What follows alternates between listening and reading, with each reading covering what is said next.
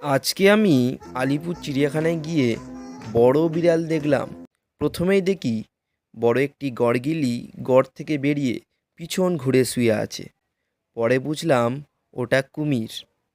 তারপর দেখি হরিণগুলো নির্ভয়ে ঘুরে বেড়াচ্ছে।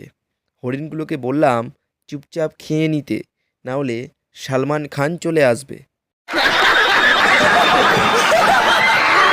তারপর দেখি বড় একটা বিড়াল, সরি, বিড়ালের বোনপো, বাঘ।